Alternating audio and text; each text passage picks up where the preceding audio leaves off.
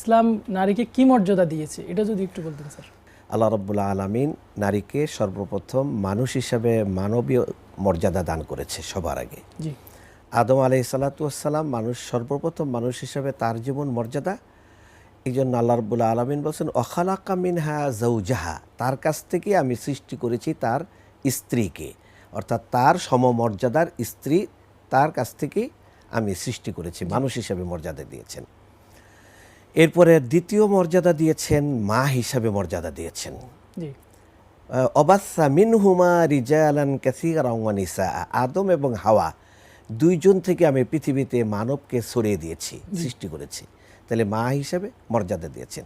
মাতৃত্বের মর্যাদার শুধু এতটুকু বললেই এটা হক আদায় হবে না। জি আবু হুরায়রা রাদিয়াল্লাহু তাআলা আনহু থেকে বর্ণিত হাদিসে জনৈক সাহাবী আল্লাহ রাসূলকে বলতেছেন, মান আহাক্কুন নাসি বিহুসনি সাহাবাতি ইয়া রাসূলুল্লাহ, আমার সদাচরণের জন্য সবচেয়ে কাছের এবং শ্রেষ্ঠ ব্যক্তিটিকে?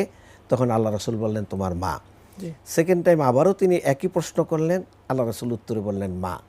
আবার থার্ড টাইম প্রশ্ন করলেন, আল্লাহ রাসূল উত্তর দিলেন মা। জি চতুর্থবার আবার প্রশ্ন করলেন, তখন আল্লাহ রাসূল উত্তর দিলেন তোমার বাবা। তাহলে বোঝা গেল মার মর্যাদা হিসাবে তার র্যাঙ্ক এত উপরে যে বাবা তার কাছে যাওয়ার জন্য আরও মাঝখানে দুইটা মর্যাদা আল্লাহ রাব্বুল আলামিন বাড়তি দিয়েছেন মাকে। জনৈক সাহাবী এসে বললেন, ইয়া রাসূলুল্লাহ, আমার সমসাময়িকরা অনেকে জেহাদে যায়, আমারও মনে চায় জেহাদে অংশগ্রহণ করতে। তখন আল্লাহ রাসূলের কাছে কেউ আসলে তিনি জানেন পারিবারিক সদস্য কারা আছে, তোমার উপর নির্ভরশীল এমন কে আছে। তখন ওই যুবকের কাছ থেকে জানতে পাইলেন যে তার মা আছে, যে এই যুবকের সাহায্য সহযোগিতার উপর নির্ভরশীল। তখন বললেন যে না, তোমার জেহাদে যাওয়া দরকার নেই, যাও মায়ের সেবা করো। জি সাহাবার মধ্যে এমন চিন্তা বদ্ধমূল ছিল যে জেহাদে গিয়ে শহীদ হয়ে গেলে মনে হয় জান্নাত পাবো, যার কারণে বারবার ঘুরে ফিরে এসে পিরাপিরি করছে।